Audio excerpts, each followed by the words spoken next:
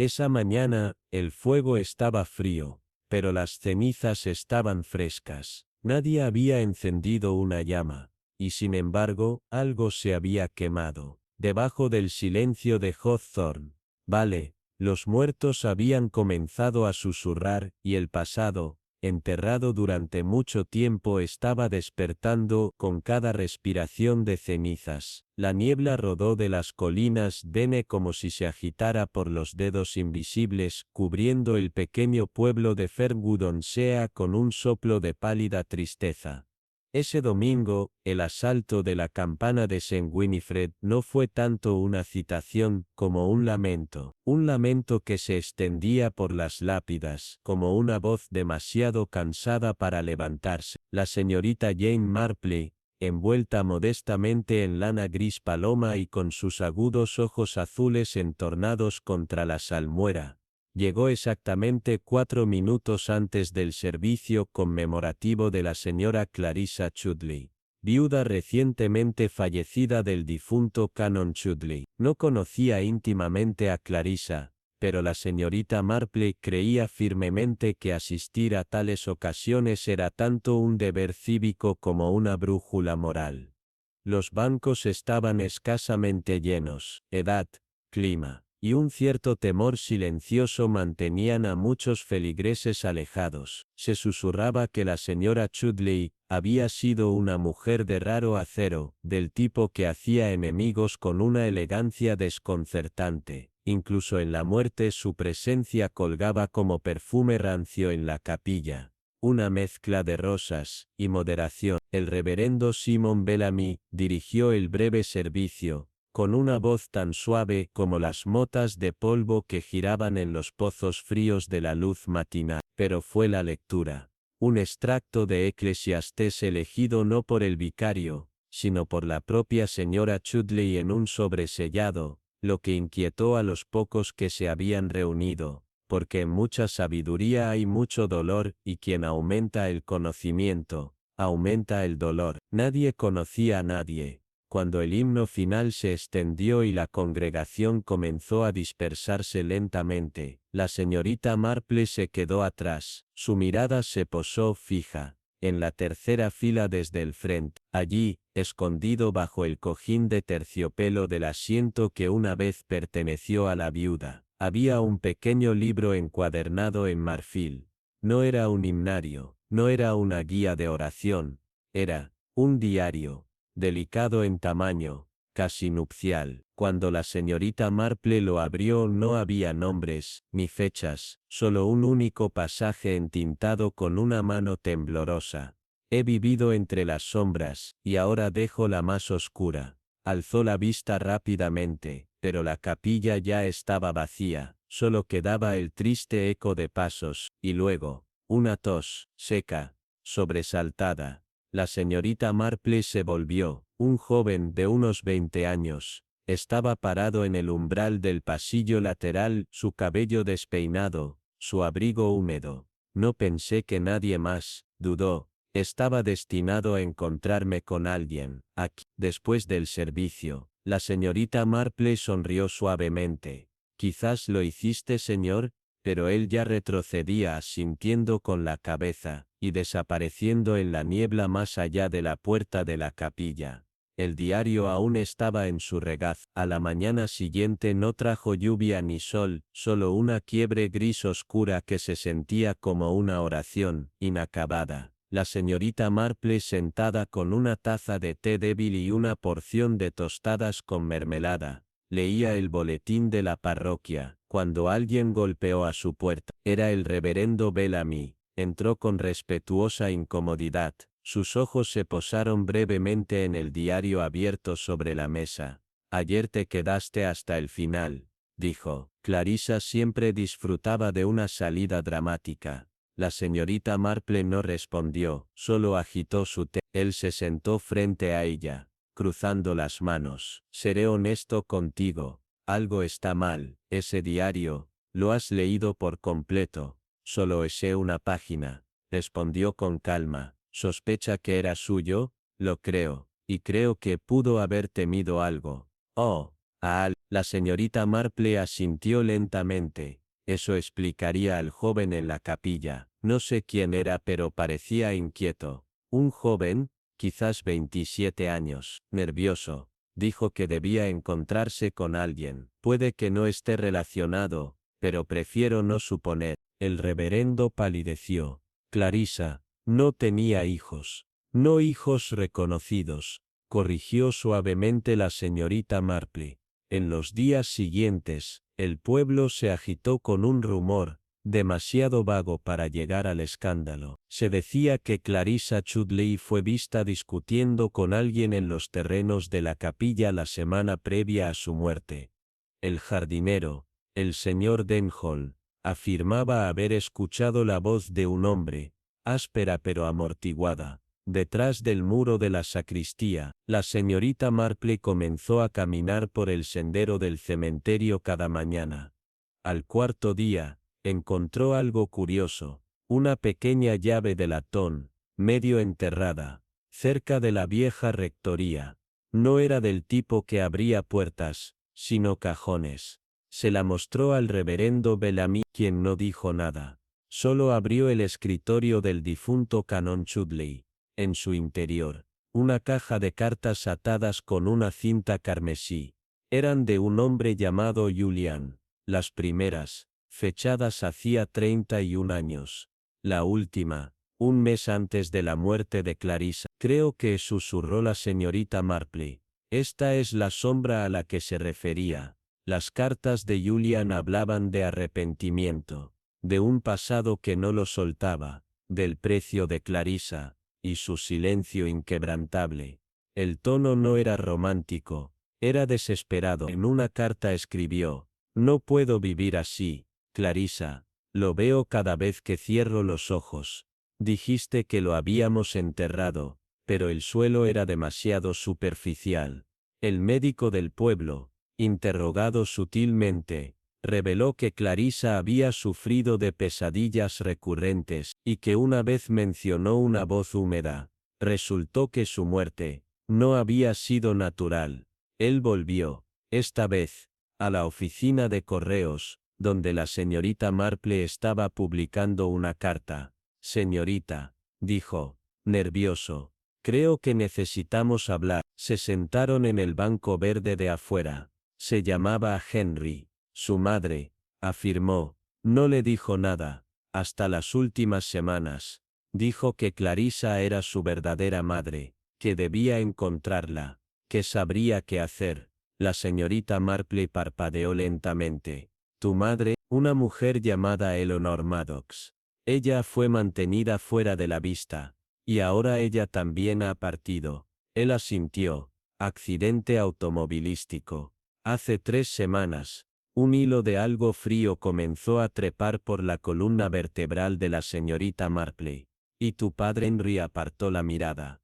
Ella nunca lo dijo. En la sacristía, detrás de una piedra suelta cerca de la alcoba de la vela, el reverendo Bellamy y la señorita Marple descubrieron un libro mayor escondido. La letra de Clarissa, afligida clara, detallada, nombres, fechas, cantidades, dinero, pagado en silencio, por silencio, para reubicación, por pecados olvidados, el apellido, era Eleanor Maddox. Y debajo, una nota simple. Ella amenazó con presentarse.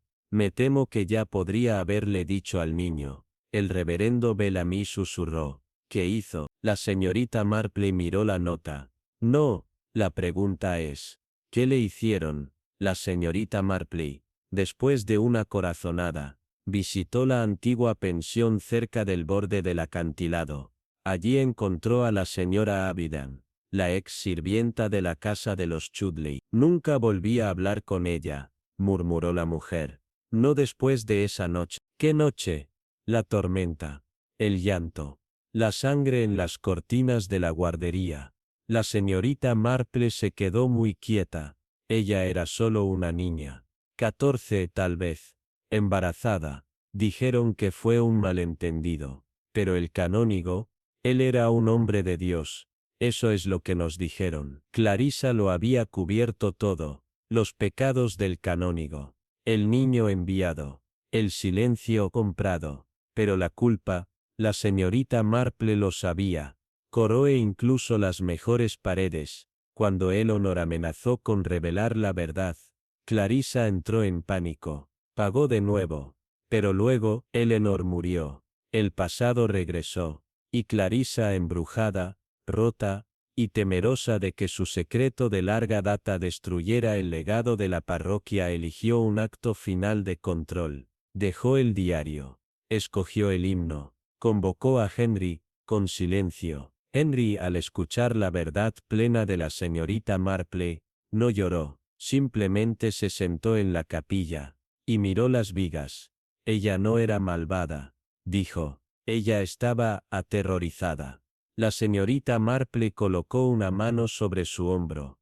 A veces, la misericordia viene en fragmentos. Lo que queda, es cómo los llevamos. Las campanas sonaron el próximo domingo, más brillantes, más estables.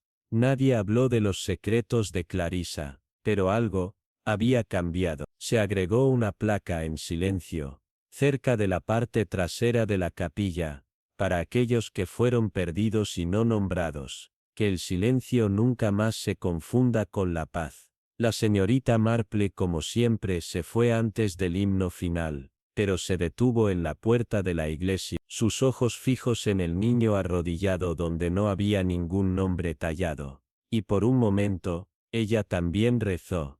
El pueblo de Aldercombe yacía al borde de un bosque adelgazado, donde los árboles crecían como viejos secretos, tallados, altos, alcanzando el cielo con brazos suplicantes y resignados. En una mañana llena de niebla y oraciones olvidadas, la campana de la capilla de San Cuthbert no sonó. Esto en sí mismo podría haber pasado desapercibido si no hubiera sido domingo de Pascua, un día en el que incluso el criador de ovejas más lejano esperaría escuchar el repique de hierro rodando por la niebla.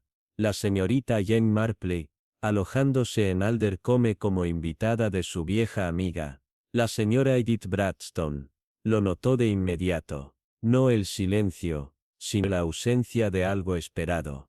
La señora Bradstone, una viuda práctica con afición por el té amargo y la verdad indignada, había murmurado algo sobre óxido y cuerdas de campana, pero la señorita Marple simplemente bebió su té, y dobló el periódico del pueblo. Nunca es solo lo que no sucede, dijo suavemente, es cuando, y cómo falla. Al mediodía el vicario envió a un joven verger a inspeccionar el campanario.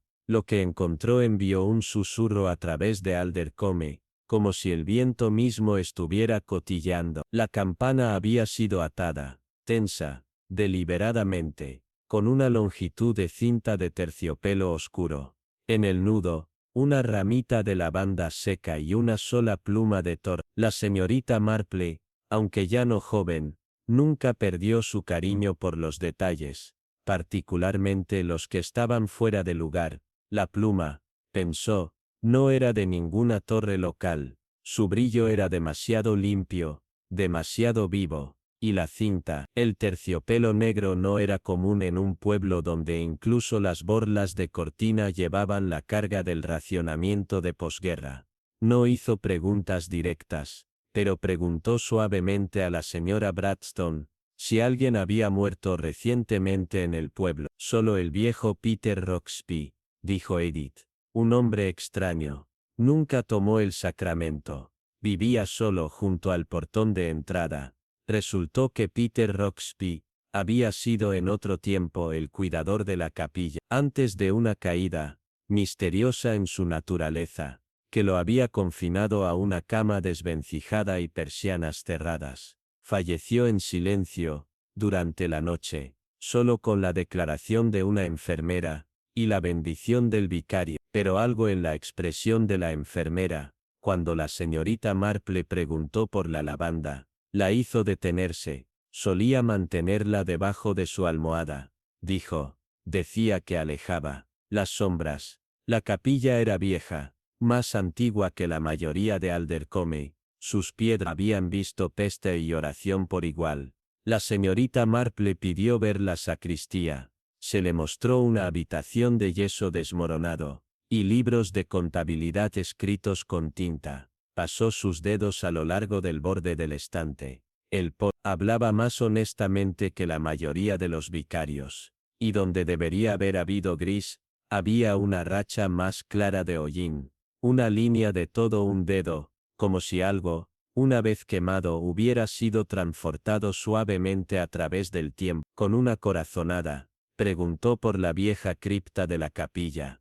No se había usado en años, dijo el vicario. Sellada después de la guerra, paredes húmedas. Nada abajo ahora, pero, resuena. Ecos, repitió la señorita Marple. ¿Y qué mejor cámara, para ello? Tarde esa noche, la enfermera, la señora Talbot, se presentó en la cabaña de Bradston. No trajo productos horneados, ni condolencias, solo un trozo de lino doblado, y una carta. Encontré esto en la funda de almohada de Peter, dijo. Me pidió que lo quemara, pero yo no pude. El lino tenía un sello bordado, la cabeza de una torre, y una cruz llorando. La carta en tinta desvaída, decía, para el que encuentre esto no murió solo. Y él, no será el último. La capilla guarda lo que se le debe, y la campana, no debe sonar. La señorita Marple estudió la caligrafía, vieja, tensa, la misma tensión que había visto una vez, en una nota de amor rechazada. La pluma de Torre, ahora parecía menos una ficha, y más una firma. En su juventud, la señorita Marple había cantado en coros de iglesia, recordaba los himnos no por página, sino por tempo. Así que al enterarse de la disolución del coro 5 años atrás, a raíz de un incidente, tomó nota.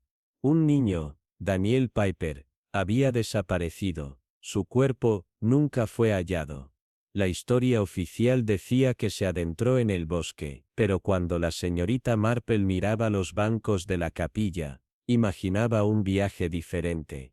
Uno hacia abajo. Habló con un antiguo cantante, ahora jardinero, que admitió que el niño había tenido miedo. Decía que las piedras susurraban, cuando nadie miraba, y una vez escuchó la campana por la noche. El permiso se concedió a regañadientes. Las piedras de la cripta fueron movidas. Debajo de la nave, el aire era más frío que el suelo helado del exterior. La señorita Marple descendió con el vicario, la enfermera y una linterna. Había huesos, humanos, 3 restos separados, enterrados a toda prisa, sin oración, sin ataúd. En una de las manos encogidas, una cinta de terciopelo negro, atada firmemente, y junto a ella, una pluma de Torre. El vicario se volvió. La señora Talbot lloró. La señorita Marple simplemente susurró. La capilla, no olvida. El libro mayor en la sacristía, al ser revisado, reveló una lista de nombres del coro. Algunos, tachados. Otros, faltaban por completo. La señorita Marple le preguntó al vicario quién había mantenido esos registros. Brocklesby, respondió. Él conocía este lugar mejor que nadie. Y ahora, estaba muerto. Pero apareció una segunda carta, escondida detrás del altar, donde rara vez alcanzaba la luz de las velas. No tenía dirección, solo una línea. No los maté, solo escuché. Cuando las piedras comenzaron a hablar, el símbolo de la torre fue rastreado hasta una vieja familia. Los Ashwicks, que una vez gobernaron la parroquia y eran conocidos por sus ritos peculiares, se habían disuelto tras el escándalo y la peste. Su patrimonio cayó en ruina. La señorita Marple visitó las ruinas de la finca, y encontró el mismo sigilo grabado en la piedra del hogar. No es una capilla, dijo al vicario al regresar. Es una tumba disfrazada por la oración. Al amanecer, la campana sonó una vez. Nadie tiró de la cuerda. El pueblo despertó para encontrar la cinta desaparecida, la campana balanceándose suavemente en el aire fijo, y en los escalones de la capilla, una pluma de torre, brillante negra. La señorita Marple estaba junto a la señora Bradstone. ¿Crees en las maldiciones?, preguntó la viuda. Creo, respondió la señorita Marple, en verdades escondidas por demasiado tiempo, y en los muertos que se inquietan cuando no se escucha su historia. La capilla fue cerrada para restauración. Los huesos fueron devueltos a la cripta. La cripta, sellada con la bendición adecuada, pero los aldeanos aún caminaban alrededor. La señorita Marple regresó a St. Mary Mead. En su diario, anotó, las campanas de Aldercombe, y debajo, escribió, una torre no es un presagio, sino un testigo, y algunas iglesias no están construidas para los vivos, sino para evitar que los muertos deambulen. En el pueblo de Marlin Hollow, escondido junto a las aguas lentas de la alondra, las estaciones no cambiaban con fanfarria, sino con el silencio de viejos recuerdos. Era un lugar donde cada chimenea conocía la historia de sus piedras, y cada susurro de viento llevaba ecos de niños perdidos hace mucho. En una mañana de marzo barrida por el viento, la señorita Jane Marple llegó por invitación. Una carta escrita a mano por la señora Honora Wexley, una viuda cuyos modales estaban llenos de encaje, y cuya fortuna estaba cosida con tranquila controversia. La señora Wexley, aunque ya no joven, gobernaba una casa que el tiempo había suavizado en lugar de envejecer. La invitación fue curiosa por su falta de detalle, salvo una línea. Hay algo que debo darle, querida señorita Marple, antes de que florezcan nuevamente las flores. La viuda no la recibió. En su lugar, lo hizo una criada con ojos brillando en lágrimas. Murió no una hora antes de su llegada, susurró la joven, y el corazón de la señorita Marple dio ese pequeño suspiro interno que ella reservaba para los cierres mal cronometrados de la vida. Pero había, como se prometió, un obsequio, un ataúd de madera cerrado, y una nota, se abrirá en primavera, o en tristeza. El ataúd no era más grande que una sombrerera, unido con filigrana de hierro, frío al tacto. La señorita Marple no lo abrió de inmediato. En cambio lo colocó sobre su guardarropa en la casa Wexley, donde permaneció durante el funeral. Había algo en el peso del ataúd, no físico sino emocional, que sugería que las historias de los muertos aún no se habían contado. El funeral atrajo a pocos asistentes. La señora Wexley había sobrevivido a amigos y rumores. En las solemnes bancas de la iglesia, solo 3 rostros familiares aparecieron. El reverendo Merriweather, cuyos sermones se habían vuelto más crípticos desde la guerra. La señorita Judith Thorne, una maestra de columna rígida y ojos llorosos. Y el señor Saul Kendrick, un hombre cuya presencia era más rumor que certeza. Fue el señor Kendrick quien colocó la corona de brezos sobre la tumba. No rosas, no lirios. Brezo púrpura, orgulloso. La señorita Marple, que entendía mejor el lenguaje de las flores que el latín, comprendió su significado. Soledad, tristeza, protección. Esa noche el viento se levantó. La señorita Marple, inquieta por un sentimiento de propósito inacabado, paseó por los pasillos de la casa Wexley. En la repisa del salón se encontraba un reloj de péndulo, inmóvil. Lo notó no por su quietud, sino por la pequeña llave empañada que yacía debajo. No encajaba en el reloj, tampoco pertenecía a ningún cajón que probó. Pero cuando la sostuvo contra el ataúd, hizo clic. No lo abrió entonces. Pero sus dedos permanecieron mucho tiempo sobre la tapa. A la mañana siguiente, el jardinero, un anciano llamado Elric, que hablaba solo cuando estaba borracho o soñando, se acercó a la señorita Marple mientras podaba las rosas heladas. Ha vuelto, ¿sabe?, dijo. Lo vi junto al vertedero anoche. El mismo abrigo de hule, los mismos ojos huecos. Ella no preguntó a quién se refería. Aldeas como Marlin Hollow prosperaban en elipsis, y nombres no dichos. Pero caminó hacia el vertedero igualmente. donde el agua susurraba sobre piedras cubiertas de musgo. Allí encontró un jirón de tela, hule, y el rastro más leve, de lavanda. Esa noche abrió el ataúd. Dentro una carta doblada. Sin sobre, sin destinatario. Solo una línea en el pliegue exterior. Sabrás quién debería leer esto. La carta hablaba de un niño, sin nombre pero amado, perdido en el tiempo y el silencio. Hablaba de traición. De habitaciones ocultas bajo el suelo de la capilla. De una noche en Minloa, cuando un hombre no regresó de la práctica del coro, y terminaba con una sola frase: la campana no estaba rota, fue silenciada. La campana de la capilla, la señorita Marpley, no la había oído en más de una década. No desde que un rayo, según decían, rompió su yugo. Pero al visitar la capilla con el reverendo Merriweather, notó que la marca del impacto no era natural, fue deliberada. Debajo de la campana, una cuña de madera, colocada con maestría. Propósitos de seguro, murmuró el reverendo. Pero sus ojos miraron hacia otro lado.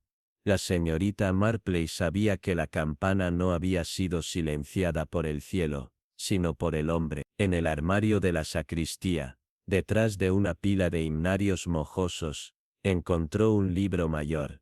No uno parroquial, uno privado. Nombres de niños del coro, fechas. Y cruces en tinta roja. 8 nombres. 7 contabilizados. El octavo, Thomas Wexley, sin fecha, sin cruz. Se enfrentó al señor Kendrick junto al vertedero.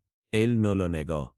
Thomas había sido su medio hermano, un niño tranquilo dotado para el canto, que desapareció una noche de otoño tras los ensayos del coro.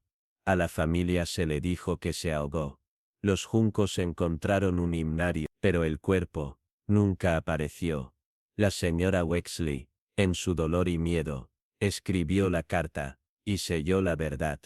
Pero no pudo soportar su peso, así que lo pasó a la señorita Marpley. Al juicio. La campana sonó y la señorita Marpley, con tranquila insistencia, había exigido su reparación. Los aldeanos se reunieron. Permanecieron en silencio. El reverendo lloró. Nadie preguntó por qué sonó, pero todos lo sabían. Y en la lenta curva del río, la lavanda floreció. La señorita Marpley dejó Marlin Hollow cuando los primeros narcisos alzaron sus cabezas. El ataúd, ahora vacío, permaneció en la propiedad de la señora Wexley, pero el libro mayor, copiado y sellado, fue enviado al obispo. La justicia, ella creía, no siempre llegaba en los tribunales. A veces, venía en jardines y cementerios. En campanas que volvían a sonar, y en mujeres que recordaban, cuando nadie más se atrevía. En el borde de la costa empapada por la niebla de Devon, donde las olas susurraban secretos contra el esquisto bituminoso, el pueblo de Thistlebury permanecía, en una era sin prisas. Fue aquí, en una cabaña llena de sal y sombra, que la señorita Jane Marpley llegó una sombría noche de noviembre, para visitar a la recientemente viuda Clara Penhaligon. La señorita Marpley, envuelta en un abrigo y observaciones de lana de carbón, había recibido una nota inusualmente urgente. Ven de inmediato, hay algo en el estudio de Edwin que debes ver. No había más explicaciones. Solo la urgencia de alguien que había hablado poco a lo largo de los años, y nunca ociosamente. La cabaña que una vez albergó a Edwin Penhaligon, el relojero de la aldea, cuyas manos se habían detenido antes que sus relojes, se alzaba como un centinela envejecido con vista al páramo. Clara, pálida y tranquila como la niebla de invierno, saludó a la señorita Marpley con silencio, y finalmente, una llave. No he entrado en el estudio desde entonces, susurró, pero dejó algo para ti. El estudio estaba cubierto y preservado del polvo, como si Edwin acabara de salir para ajustar la hora. Las caras de los relojes miraban desde cada superficie, sus manecillas congeladas a mitad del tic, pero en el escritorio, debajo de una cúpula de vidrio agrietada, descansaba un sobre, dirigido en la mano matemática y pulcra de Edwin. Abrir solo por la señorita Jane Marple. En el interior, una sola página. Dirán que se cayó. No lo hizo, el momento se ha deshecho, y alguien debe rebobinarlo. Debajo de esta nota críptica, había un boceto de la antigua iglesia del pueblo, St. Albans, con una flecha apuntando a la torre del reloj. La señorita Marple trazó la línea con la punta de los dedos, las cejas fruncidas en reflexión. Clara la miraba desde la puerta. Había estado inquieto. Decía que el reloj estaba mintiendo. A la mañana siguiente, Thirlebary se despertó con un sonido extraño. La campana de St. Olwen sonó 2 veces, a horas equivocadas, una vez al amanecer, y otra al mediodía, ni de acuerdo con el reloj, ni con la mano del vicario. Los aldeanos hablaron de mecanismos oxidados, de ráfagas de viento, pero la señorita Marple sabía que ninguna campana se portaba mal sin razón. Visitó la iglesia bajo el pretexto de rendir respetos. En el interior, encontró la torre del reloj con candado.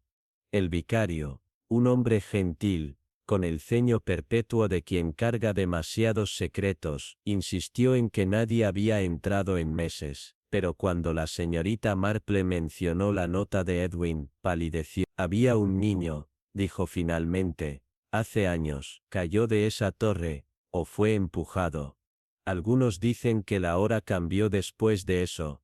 La señorita Marple pidió ayuda al joven Thomas, nieto del sepulturero, ahora convertido en historiador aficionado. En la pared norte de la iglesia, bajo una capa de cal descolorida, descubrieron nombres grabados débilmente en la piedra. 5, en total. 4 eran conocidos en el pueblo. El quinto, Judah Wren, no lo era. Clara lo confirmó. Era el niño que murió. Edwin nunca lo olvidó. Una investigación más profunda reveló que el pueblo había enterrado a Judah rápidamente, en silencio, y sin marcador. Una caída, dijeron. Una tragedia, nada más. Pero cuando la señorita Marple trazó las letras con los dedos, sintió el innegable pulso de algo inacabado. Una visita a la sociedad histórica desenterró una fotografía. El coro de la iglesia, Niento Bento Ed Dusiato. Entre las filas de niños, un joven con ojos demasiado viejos y boca apretada, Judah Wren.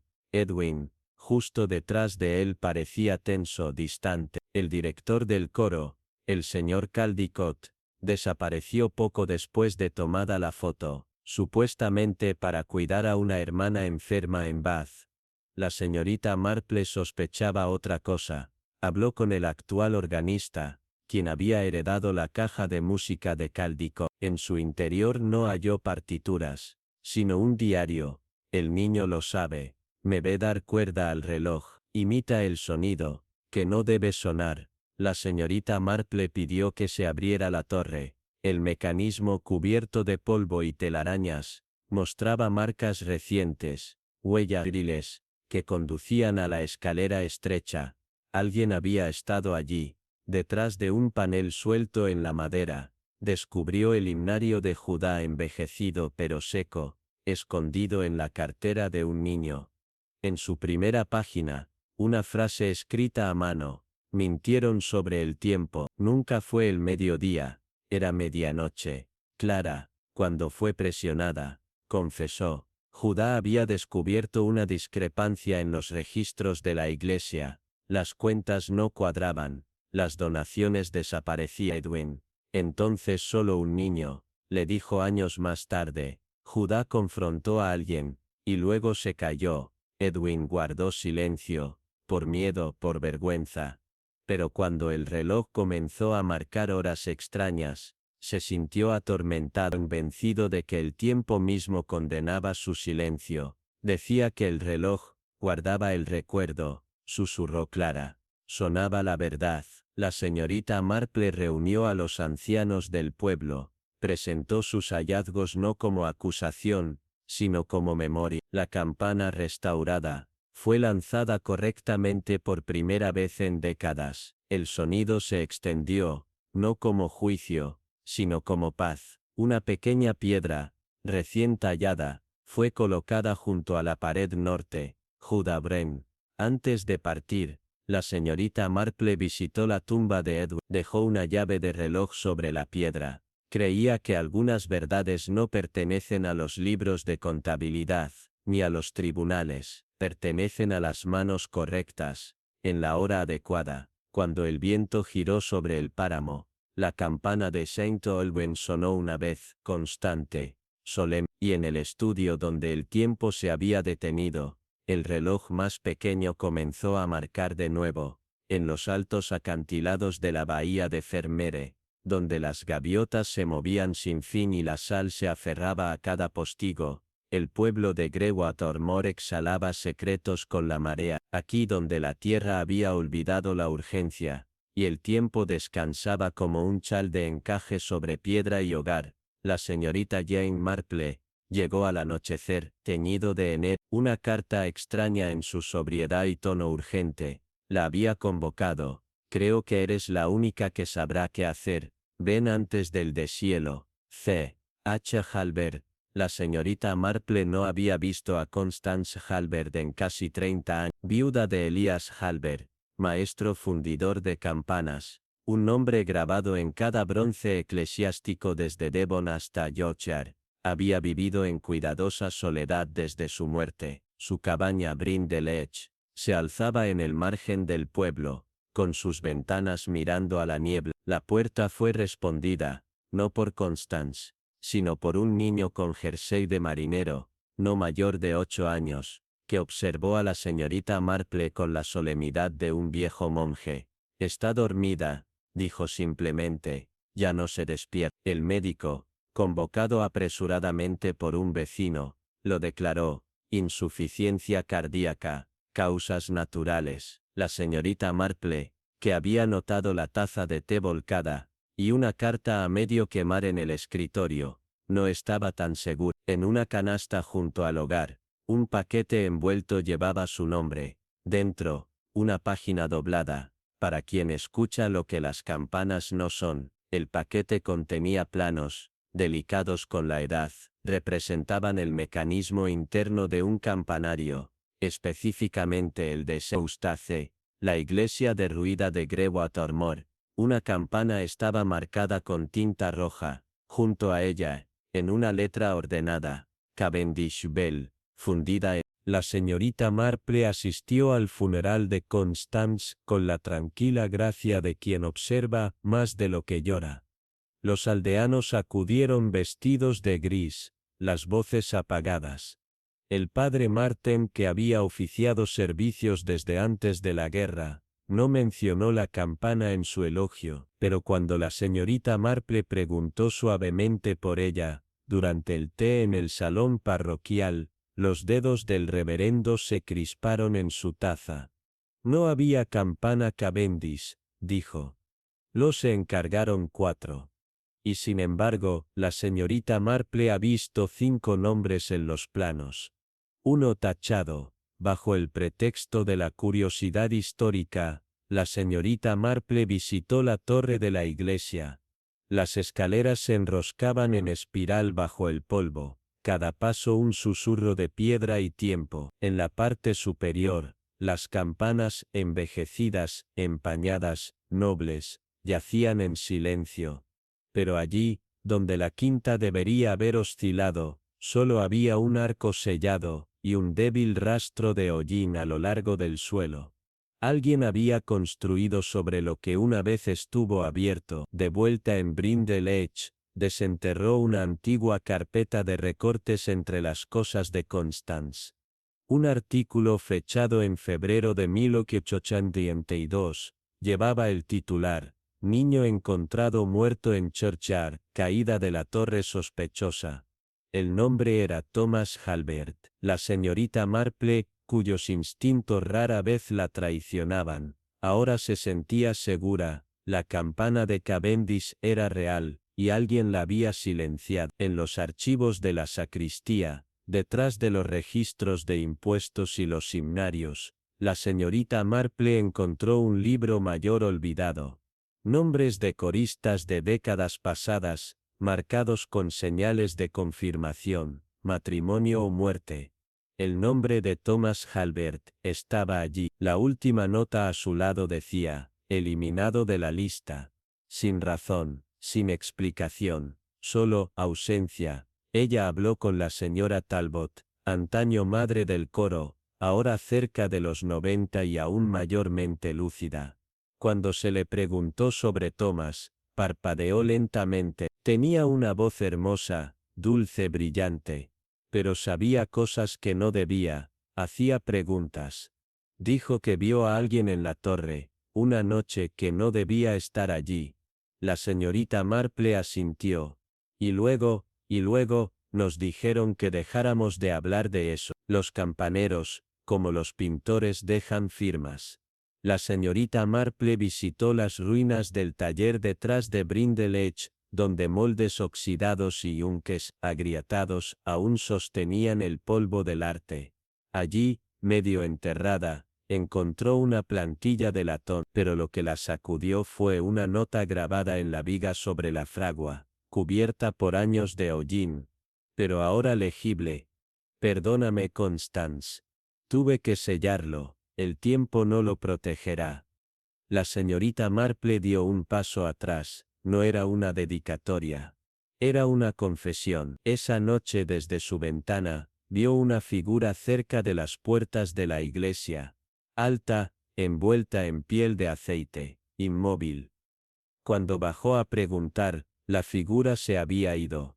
Solo quedaban huellas húmedas, conducían a la piedra. Dentro de la iglesia, a la mañana siguiente, notó que el cordel del toque de campana había sido movido. Muy levemente, como si alguien hubiera intentado hacer sonar, lo que ya no podía sonar. La señorita Marple volvió para hablar con el padre lo confrontó directamente, con los planos, el recorte de diario, y la fotografía de Thomas Halbert, del álbum de la sacristía. Su rostro se arrugó hacia adentro. Enterramos más que a un niño, dijo. Enterramos la vergüenza. Elías selló la torre para proteger al pueblo, para proteger el nombre de su hijo. Pero, el niño no fue empujado. Saltó, después de lo que se le hizo. La voz de la señorita Marple, aunque suave, era inquebrantable. ¿Hecho por quién? El maestro de coro, Calhoun. Nunca lo probamos. El obispo lo silenció, lo envió al extranjero. Y Thomas, no pudo soportar el silencio. La señorita Marple localizó la campana final de Cavendish. Había sido fundida en silencio en 1893, y refundida bajo otro nombre para un monasterio remoto en Northumberland.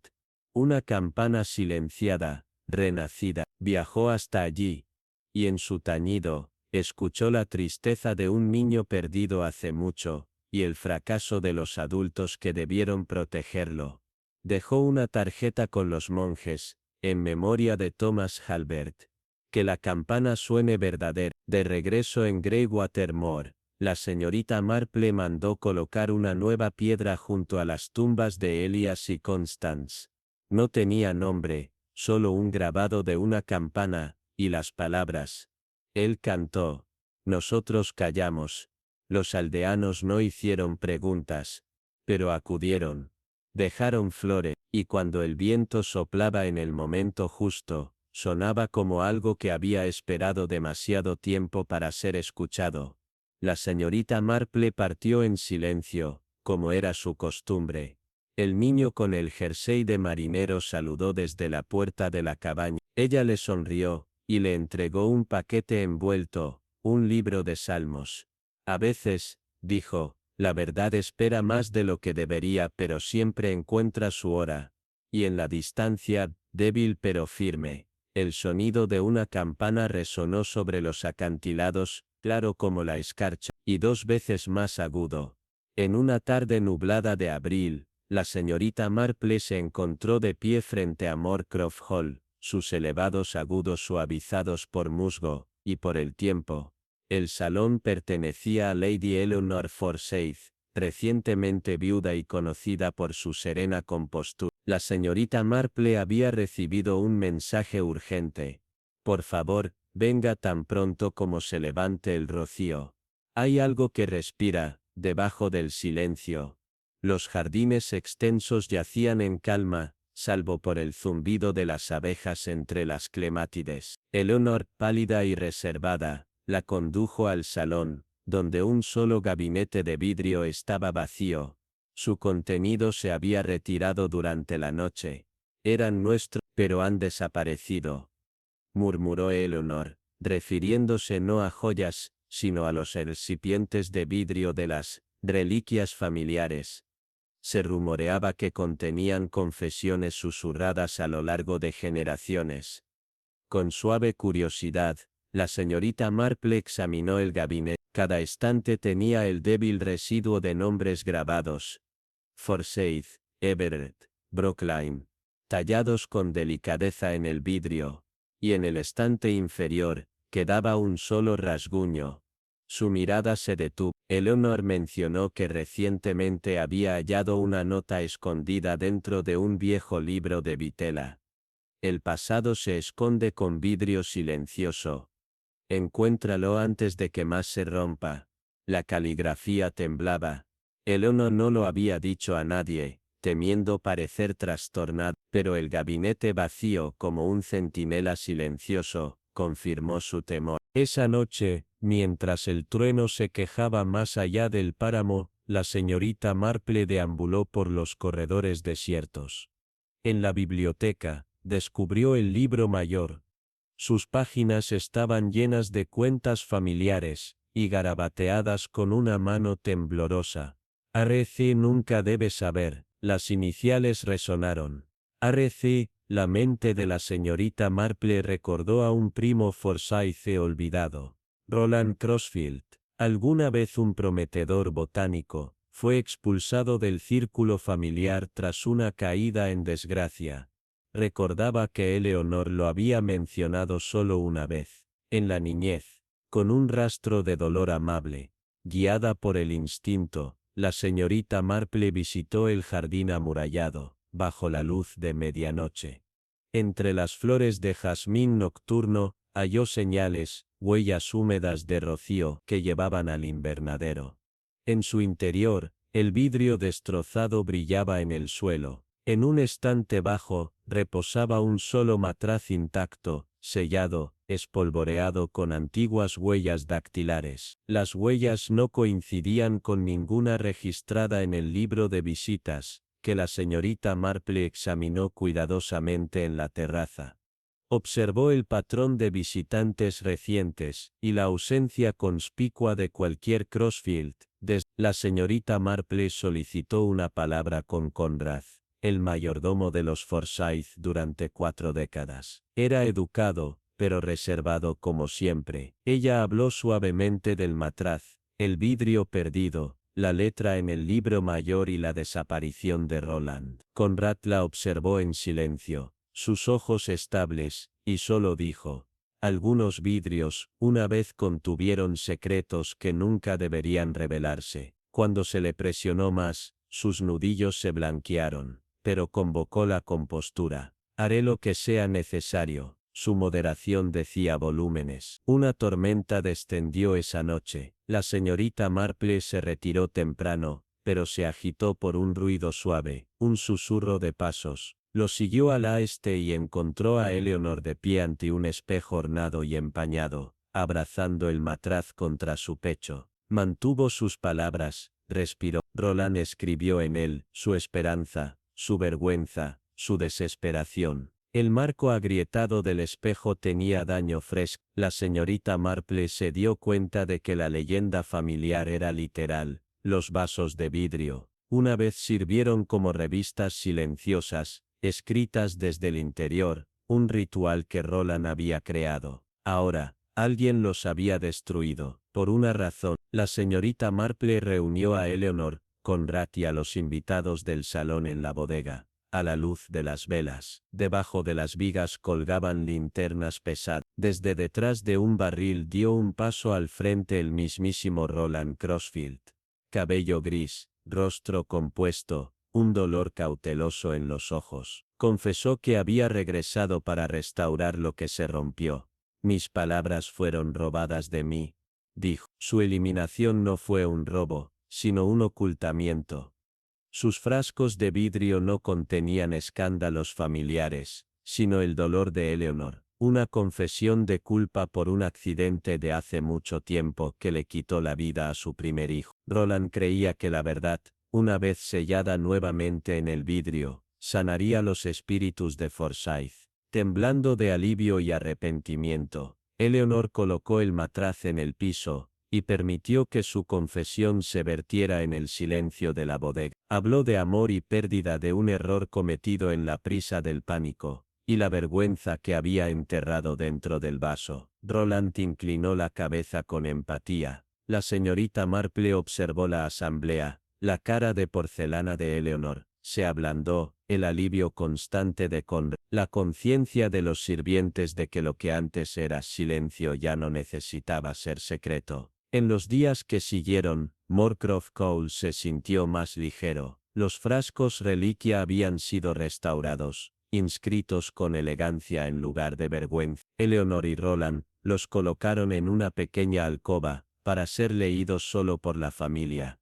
y los invitados de confianza. Conrad finalmente permitió una leve sonrisa de tranquilo orgullo. El retrato del señor Forsyth en la entrada del salón parecía menos austero, y cuando la señorita Marple partió bajo un sol creciente, llevó consigo un pequeño trozo de nota. Tu amabilidad repara más que el vidrio. Mientras se alejaba, las ventanas del salón atraparon la luz de la mañana, como campanas transparentes que atravesaban el páramo. El pueblo de Gillingham Fold siempre había usado sus secretos como hiedra en las paredes de su capilla. Se aferraban, y rara vez eran perturbados. Fue durante las primeras lluvias de octubre que llegó la señorita Marple, su chal de viaje húmedo por la niebla, y sus ojos más agudos que el clima. Una carta la había convocado, doblada firmemente debajo de una taza de té en su mesa de desayuno en St. Mary. La escritura era inestable. Por favor, ven, los himnos ya no son puros. Coda Bale. La señorita Marple recordó a Jonathan Averill de hace mucho tiempo, un organista talentoso con una mano temblorosa y una manera piadosa. Su puesto en Winifred había durado décadas, un pulso constante en la vida del tranquilo pueblo, pero ahora caminaba por el sendero de pizarra, hasta su cabaña solo para descubrir que había sido enterrado 3 días antes. Su muerte, natural, pero repentina. La congregación lo recordaba como sereno, aunque distante. El vicario, el reverendo Thorne, fue cordial, pero evasivo cuando la señorita Marple preguntó por los últimos días del músico. Al parecer el organista había crecido paranoico en sus últimos meses, bloqueando el órgano y negando la entrada incluso al clérigo. Según los informes, un niño del coro, Alfie Merton, lo había escuchado hablar en voz alta con alguien después del ensayo, aunque nadie más había estado presente. La señorita Marple asistió a Evensong. La música era técnicamente sólida, pero sin alma. Algo había sido retirado de su esencia. Después visitó los bancos del coro. Debajo de un cojín gastado por años de rodillas, encontró un trozo de partitura, desgastado, pero disonante, y marcado con iniciales, ER.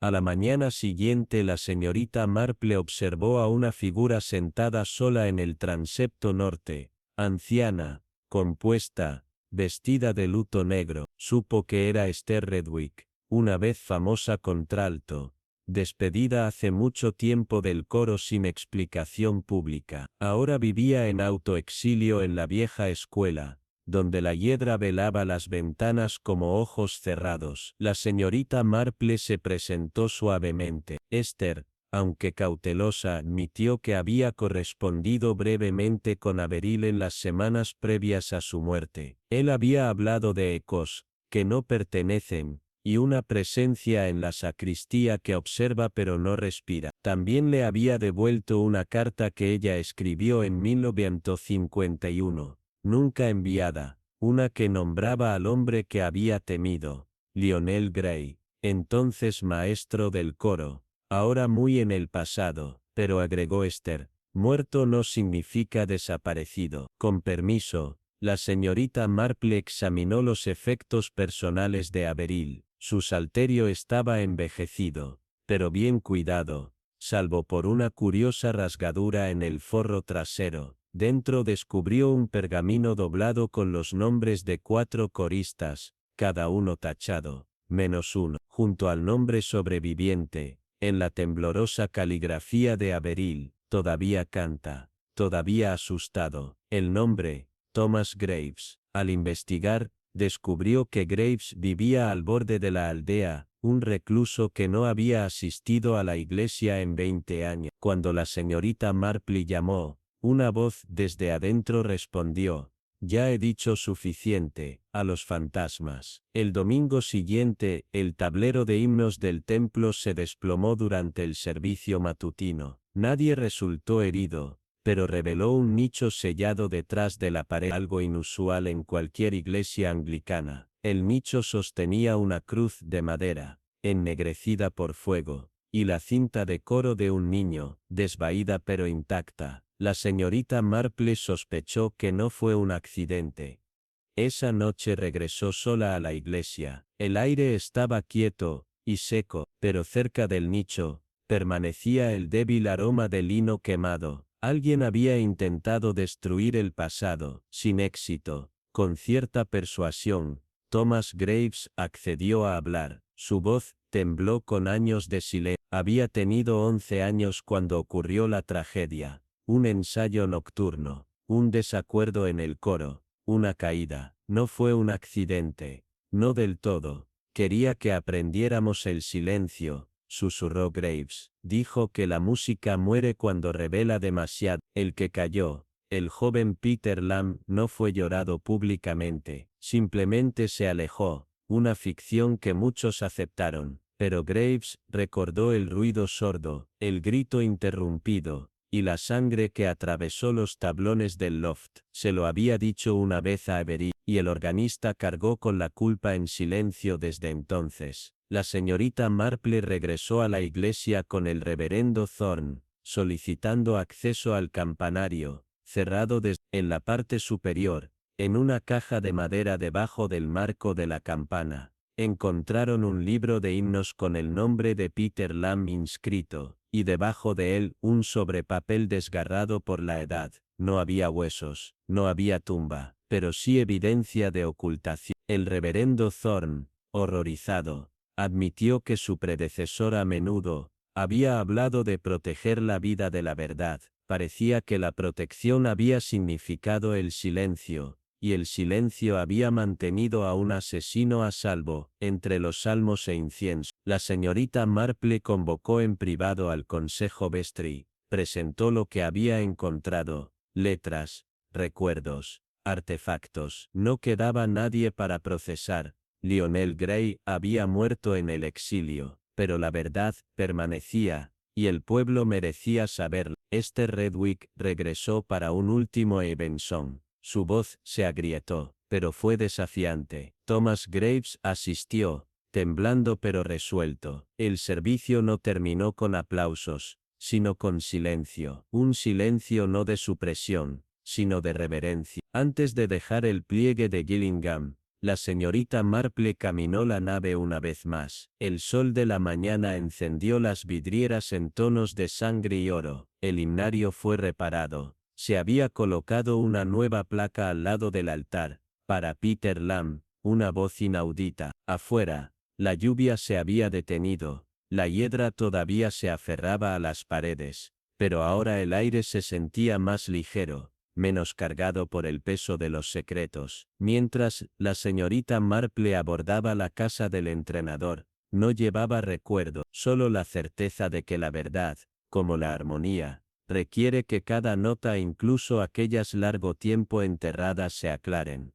La carta llegó a fines de noviembre, doblada con cuidado y oliendo débilmente a lavanda y mojo. Su encabezado decía, Bridget's Hollow, un nombre que Miss Marple no había escuchado en voz alta en más de 4 décadas. La mano era desconocida pero envejecida, el tipo de caligrafía temblorosa que tiene más honestidad que confianza. Decía simplemente, ven si puedes. Las canciones se han vuelto huecas. La señorita Marple, siempre atenta a las corrientes del silencio, empacó su maleta sin dudarlo. St. Bridget's Hollow era un pueblo que hacía tiempo había desaparecido del aviso del mundo, un lugar de postes de puerta cubiertos de líquenes, de campos que zumbaban con fantasmas y de una capilla donde el viento nunca silbaba bien. Llegó para encontrar el pueblo más tranquilo que la memoria, su plaza empedrada barrida, sus rostros desconocidos y cautelosos.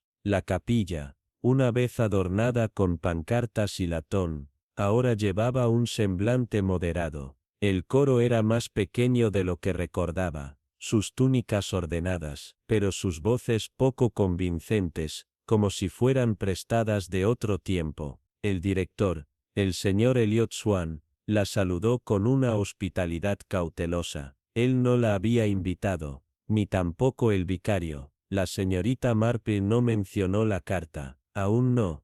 Esa noche, cuando el anochecer se derramó a través de las altas ventanas de la capilla, notó una curiosa quietud detrás del órgano, un armario cerrado que, según ella, no se había abierto desde que el organista anterior, el señor Hafford, había fallecido en su sueño casi 5 años antes. Pacíficamente, dijo Swan, pero su tono sugería lo contrario. Con la reacia bendición del reverendo Ames, la señorita Marple solicitó que se abriera el armario. En el interior había himnarios, una pasta de afinación oxidada y un cuaderno de cuero, sus bordes rizados como hojas secas. En la portada interna se leía, para recordar lo que tenemos prohibido repetir. Las páginas estaban llenas de notas sobre patrones de voz, tiempos de ensayo, y al final, una lista de 4 nombres, con solo uno no tachado. Hilary Faulkner. La señorita Marple ahora tenía una segunda pieza del rompecabezas, iniciales que coincidían con la letra. Cuando preguntó, el reverendo Ames dijo que Hilary había cantado una vez allí, hace muchos años, antes de unirse a un monasterio en Devon. Sin embargo, 2 semanas antes, había regresado en silencio, y tan silenciosamente, volvió a desaparecer. El domingo trajo una pesada niebla. Las cuerdas de la campana colgaban rígidas en la torre, intactas. La señorita Marple subió por la escalera de caracol, y encontró el badajo atado con cinta. Silencio intencional. Permanecía un susurro de incienso, aunque no se había celebrado ninguna misa esa mañana. En la cámara superior de la torre, debajo de una manta comida por las polillas, descubrió una pequeña caja de cedro. En el interior, envuelto en lino, había una cinta de coro manchada y una boquilla de grabadora rota. Las iniciales,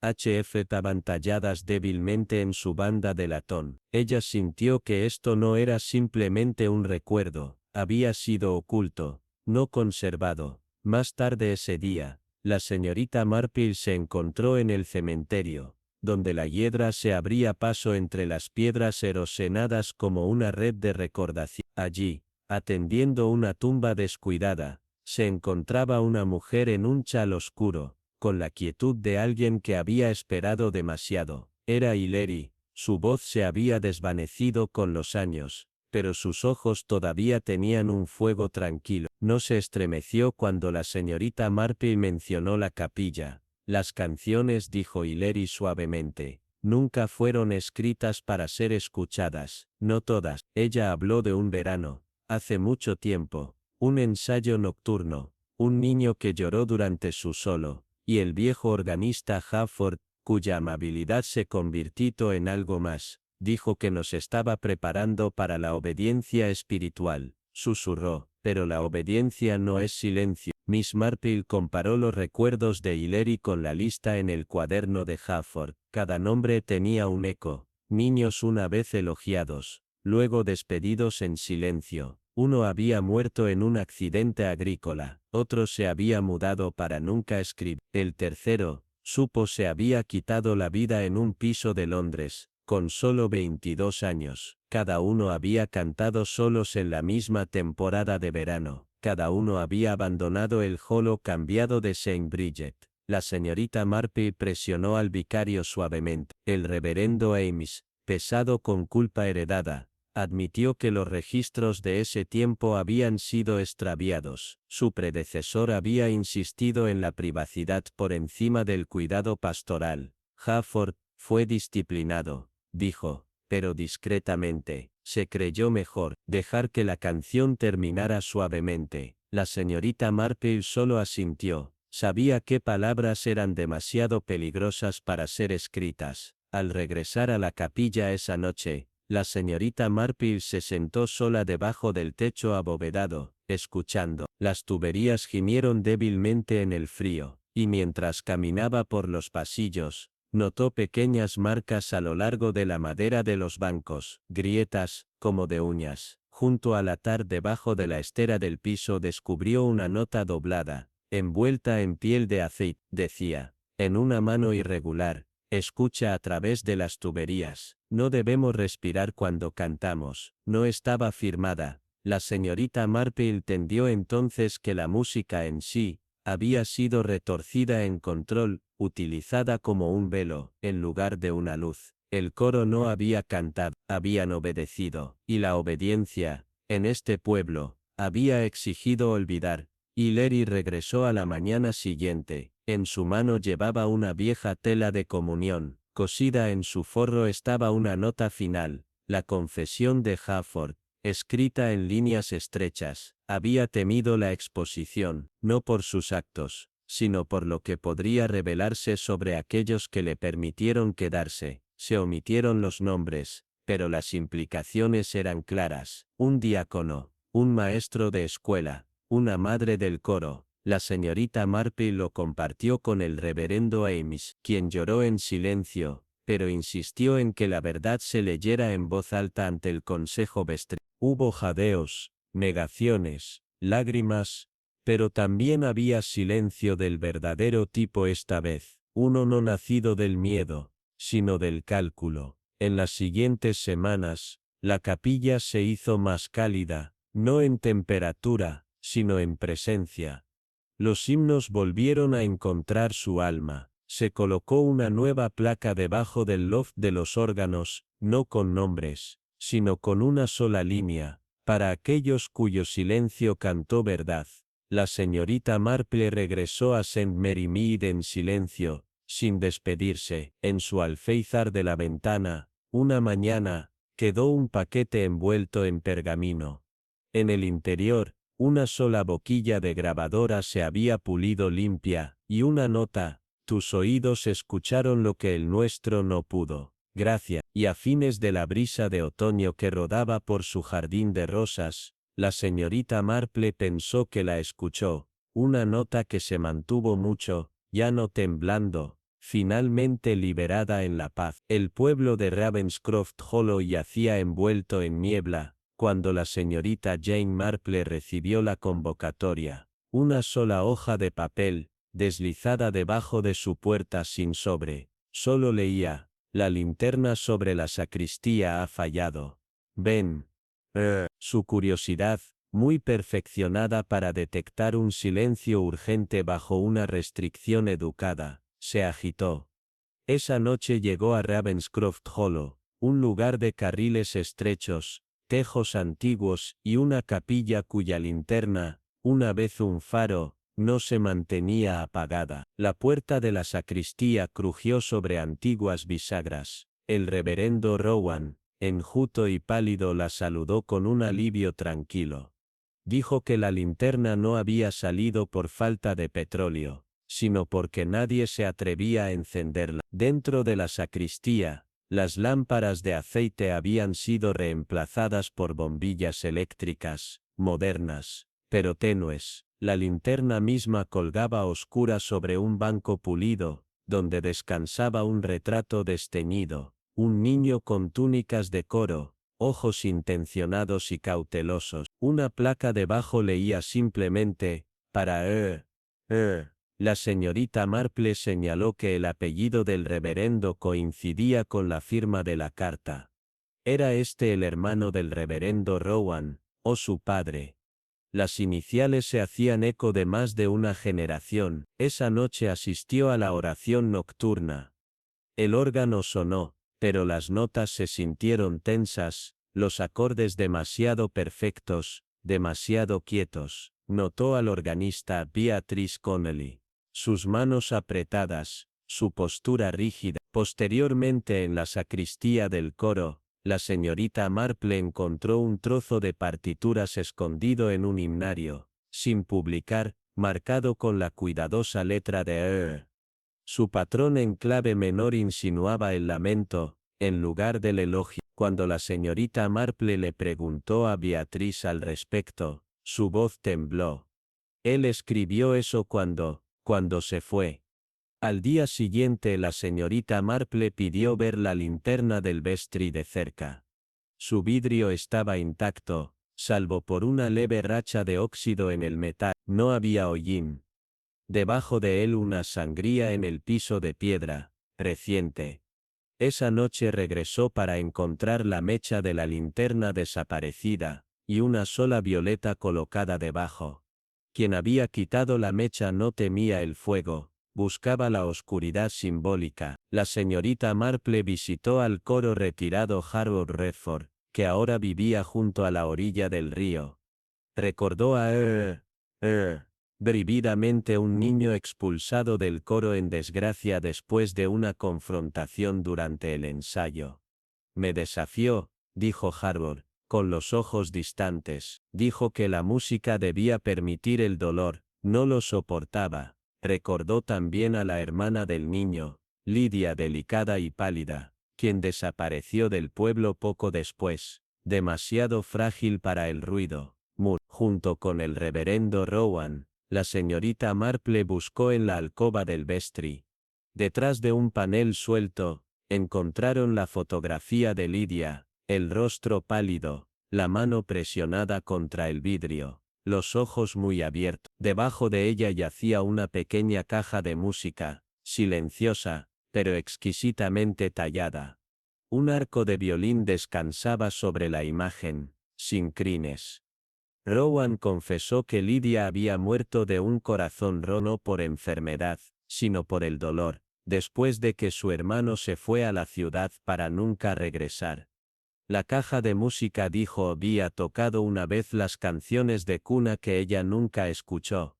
En la capilla al anochecer, la señorita Marple se enfrentó a Rowan y Beatrice. Rowan admitió que Lydia había amado la linterna del vestry, ayudando a encenderla de niña. Después de su muerte la linterna brilló en rojo durante un año, hasta que alguien la apagó.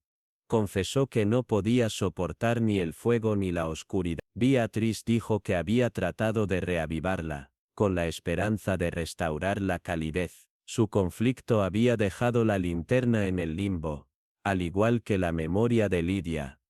La señorita Marple organizó un servicio conmemorativo en la sacristía. Beatrice tocó la pieza inédita, su estribillo trastornado llenando la habitación. Rowan encendió la linterna sobre ellos, la melodía tembló, la memoria de Lydia entretejida en las armonías. Beatrice cerró el servicio con voz firme, leyendo de un himno. Hay luz incluso en la tristeza, cuando la encendemos con nuestras lágrimas. A la mañana siguiente Rowan reemplazó las lámparas por la antigua linterna, recién pulida, su llama constante. La señorita Marple se preparó para irse, pero Rowan le entregó la partitura, y una pequeña violeta, caída de la mecha de la linterna del vestry. Para ella, dijo suavemente. Afuera el pueblo se sintió más ligero. Las piedras de la capilla ya no pesaban pesadas. La señorita Marple abordó su carruaje con la caja de música, y la sensación de que a veces, el perdón tiene forma de canción. Y que la luz, debe reavivarse, incluso de mechas desvaídas. Fue durante la temporada en que el viento agudizó los setos y los fresnos susurraban de escar, que la señorita Marple recibió una invitación peculiar, sin firmar, pero sellada con la cera de la sacristía de una iglesia. En el interior había una sola frase: una vela fue encendida en la fuente el domingo pasado. Ven antes de que se consuma. No tenía nombre, solo el matasellos de Easthaven, un pueblo conocido por su iglesia desmoronada y por haber olvidado, hace mucho tiempo, lo que significaba hablar con claridad. La señorita Marple, que sabía cuándo un susurro significaba más que un grito, empacó su bolsa esa misma noche con su habitual previsión, y abordó el primer tren. Easthaven apareció tal como lo recordaba: piedras grises, árboles arqueados, y una congregación que parecía más sombra que rebaño. La vicaría había cambiado de manos. El reverendo Lyle, un hombre de voz suave y de una edad demasiado joven para ojos tan cansados, la saludó con confusión, que pronto se suavizó en una tranquila deferencia. Nadie, le aseguró, había encendido tal vela, no oficialmente, pero su mirada parpadeó hacia la fuente, cuando la mencionó. La señorita Marple se hospedó en Rosenmirth, la única casa de huéspedes del pueblo. En su primera mañana, asistió a los maitines. Las ventanas de la capilla brillaban débilmente, como si fueran reacias a revelar lo que yacía dentro. Notó que el banco izquierdo delantero estaba vacío, sin duda porque su cojín había sido perturbado recientemente. Mientras el coro cantaba, la señorita Marple observó un temblor entre las sopranos, particularmente en la tercera niña, joven, de hombros afilados y rostro pálido.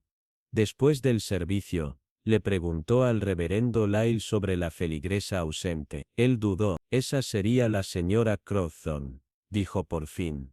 No ha asistido desde que su nieto se ahogó. Trágico accidente, pero no ofreció detalles. Y su collar pareció más ajustado cuando cambió de tema. Más tarde esa noche, la señorita Marple regresó a la capilla. El edificio estaba oficialmente bloqueado, pero en Easthaven, los cerrojos rara vez significaban lo que decían. Entró por la puerta lateral y se paró ante la fuente. En el interior, descansando sobre piedra húmeda, había un relicario, un niño latón simple del tipo que una vez se daba como regalo de bautizo. Dentro, había una fotografía de un niño con ojos abiertos y una sonrisa vacilante. En el cierre opuesto el nombre. La señorita Marple lo llevó al reverendo Lyle. Él palideció. Eso pertenecía al nieto de la señora Crowthorne, susurró. Faltó después del incidente. Con una suave persistencia, la señorita Marple visitó a la maestra del coro, señorita Leaming, una mujer construida como un libro de himnos, fuerte, desvaída y estricta. Sobre un té débil, la señorita Leaming admitió que los niños habían estado inquietos desde el ahogamiento. Simón era un niño talentoso, dijo, pero demasiado inquisitivo. Se escabulló en la sacristía. Dijo que escuchó el zumbido de la vieja cripta. Un niño en particular, Daniel, se había vuelto hosco y callado. La señorita Marple lo conoció cerca del cementerio más tarde ese día. Tenía una cicatriz delgada sobre la clavícula. Caí, murmuró. Pero no la miró a los ojos cuando ella le preguntó dónde. La señorita Marple le pidió al reverendo Lyle acceso a la cripta. Él aceptó, renuente, pero con una renuncia que sugería que la idea lo había perseguido durante mucho tiempo. La losa de piedra dio paso a una escalera de espiral cubierta de frío y polvo. Abajo la cripta estaba seca, pero no intacta. Una pila de himnarios se sentaba en una esquina. Un trozo de vela descansaba sobre una repisa cerca de una vieja pila bautismal. Y grabado débilmente en el muro de piedra, «Perdónanos», la señorita Marple leyó los registros de la parroquia, encontrando una entrada de inundaciones en la cripta después de Todos los Santos. Los niños disciplinados por travesuras. Vela de la fuente extinguida antes del aviso. Había habido un patrón. Niños atraídos por la fuente, o por la cripta. Cada incidente seguido de silencio o notas vagas y reasignaciones. Se reunió nuevamente con la señora Crowthorne, que no había hablado públicamente desde la muerte de Simon. En su salón colgaba una pintura de la capilla de East Haven. Debajo una vieja revista, su esposo, un antiguo Una página estaba marcada. Un niño no puede llevar la culpa de una iglesia. Daniel, alentado suavemente, confesó a la señorita Marple que Simón había sido castigado la noche antes de morir, no por el vicario, sino por el guardián de la iglesia, el señor Pell, un hombre ahora extrañamente ausente de los servicios. Simón había encontrado algo debajo del banco del coro. Daniel no sabía qué, pero después de esa noche, Simón había cambiado. Parecía asustado, dijo Daniel. Dijo que el hombre de piedra vendría si lo contaba. Miss Marple revisó la cripta, esta vez con el reverendo Lyle. Examinó la esquina donde los himnarios estaban apilados y encontró debajo de ellos una caja estrecha, forrada de terciopelo y antiguo. En el interior, una figura de piedra de San Judas, patrón de las causas perdidas. Sus ojos habían sido raspados. El reverendo Lyle, temblando, confesó que había oído rumor de un director de iglesia que creía que la confesión era debilidad, que mantenía una silla de disciplina detrás de la sacristía. Pero pensé que era leyenda, susurró. La señorita Marple celebró una reunión tranquila con la junta de sacristía. No habló con acusación, sino con claridad. La historia, dijo, no permanece enterrada simplemente porque no la miramos. La sacristía acordó por unanimidad abrir registros y comenzar una investigación. Al domingo siguiente la fuente fue limpiada. Una nueva vela fue colocada en su centro, sin encender hasta el himno final. Cuando Daniel dio un paso al frente, encendió un fósforo, y lo colocó en la mecha. La luz parpadeó y luego se estabilizó. La señorita Marple partió a la mañana siguiente. Cuando su carruaje se alejaba, miró hacia atrás una vez. La campana de la capilla sonó, un tono único. No de duelo sino de recuerdo.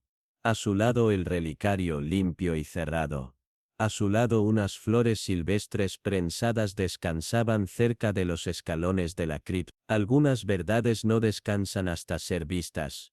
Otras deben ser llevadas en silencio fielmente, hasta que una vela pueda arder en paz. Estaba cerca del final de la Cuaresma, cuando la señorita Marple recibió un sobre peculiar en su mesa de desayuno. Sus bordes estaban desgarrados de manera desigual, como si hubiera sido abierto y vuelto a sellar, y la tinta en el frente estaba borrosa por la humedad. Sin dirección de devolución, solo unas pocas palabras escritas en una caligrafía frágil. Las campanas de San Swithun suenan 2 veces. Una vez para los vivos. Una vez para aquellos que no descansan. Debajo, en una mano más firme las iniciales, el matasellos decía, Crowhurst Will, un pueblo tan olvidado como la hiedra que se aferraba a sus piedras de capilla. La señorita Marple, rara vez dada a dramatismos, dejó su cuchara y abrió su estuche de viaje. No había misterio más urgente que aquel cuyo comienzo era un susurro. Crowhurst Will la recibió con una niebla lo suficientemente espesa como para suavizar, incluso la culpa. La capilla de San Swithun se alzaba sobre el pueblo con una atenta indiferencia. Su campanario estaba recto, pero las ventanas estaban nubladas por años de hollín, y algo más antiguo, el reverendo Brandt, un hombre delgado de pocos gestos, la recibió con una cortesía medida. Las campanas, explicó, no habían sonado en semanas. Y sin embargo, en la víspera de las velas, se habían escuchado 2 tañidos distintos, uno al anochecer, otro a la medianoche. La torre estaba cerrada. Nadie aseguró, había entrado. La señorita Marple solo asintió. Rara vez eran las puertas lo que importaba. El interior de la capilla llevaba el frío de las cosas no dichas. Los bancos permanecían pulidos, pero desatendidos. En el altar, la señorita Marple notó una mancha gris, un aro demasiado fino para ser hollín de chimenea, pero reciente. El reverendo Brandt lo descartó como residuo de las observancias de Cuaresma, pero su vacilación desmentía confianza. Esa noche, mientras caminaba por los senderos del cementerio, la señorita Marple conoció a Miriam Schell, la viuda del sacristán. Sus manos envueltas en lana, pero su voz, afilada al recordar. Mi esposo decía que la torre marcaba el tiempo, no por el reloj, sino por lo que recordaba. Decía que la campana sabe cuándo hay arrepentimiento. Miss Marple se sentó en el servicio dominical. Asistencia escasa, himnos apagados y un coro al que le faltaba un tenor. La túnica del joven colgaba cuidadosamente en la sacristía, su nombre cosido en el cuello, Edwin Mallory. Nadie lo mencionó. Cuando la señorita Marple preguntó, el reverendo Brandt bajó la mirada. Se fue, inesperadamente. Las palabras de Miriam resonaban. No todos descansan. Esa tarde, la señorita Marple subió a la nave hasta el lugar donde practicaba el coro. Una nota estaba fijada detrás del órgano. Dijo que nunca debemos volver a cantar ese himno. Sin nombre, sin fecha, solo el débil aroma de sándalo y polvo. En el estudio del vicario, la señorita Marple revisó los registros de la capilla con tranquila insistencia. Registros de asistencia, resguardos de donaciones, apelaciones de restauración, y un libro mayor del coro con 3 páginas faltantes. Desgarradas, no eliminadas. La última entrada completa decía, ensayo cancelado. Mallory molesto, himno rechazado. La señorita Marple se volvió hacia el reloj de la capilla, su carátula detenida en el tiempo. Debajo de la caja del péndulo, una pequeña llave de hierro colgaba de una cinta azul desteñida. ¿La llave de la torre?, preguntó. El reverendo Brandt dudó. Siempre ha colgado allí, pero la cerradura está oxidada. La señorita Marple no sonrió. El óxido rara vez mantiene las cosas cerradas, solo hace que la entrada sea más lenta.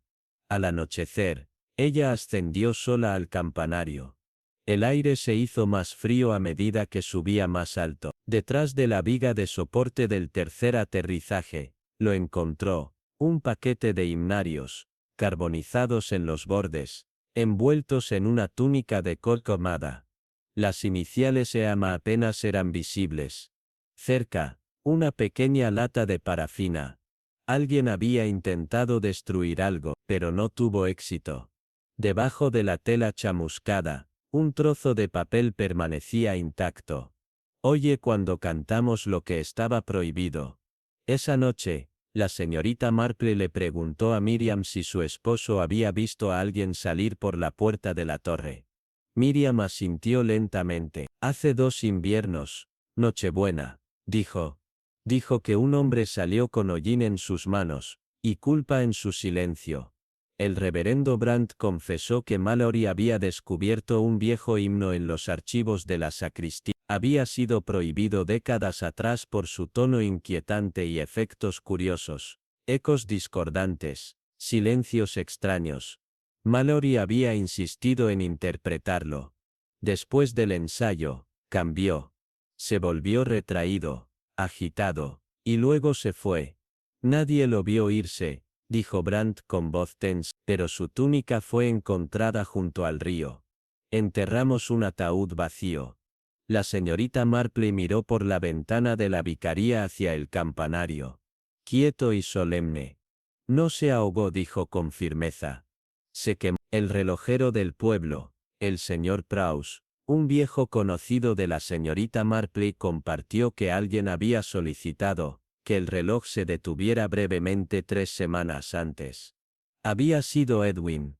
Dijo que necesitaba las campanas en silencio durante 1 hora. Pagó por adelantado, pero nunca regresó. La señorita Marple visitó la torre una vez más, esta vez con Miriam. Detrás de la cara del reloj incrustada en tela de aislamiento, Hallaron una grabadora, la de Edwin, agrietada pero completa. Dentro de la boquilla, una nota bien enrollada. Dijo que el sonido nunca debe volver a hacer eco. La señorita Marple entendió entonces. No era el himno, ni las campanas.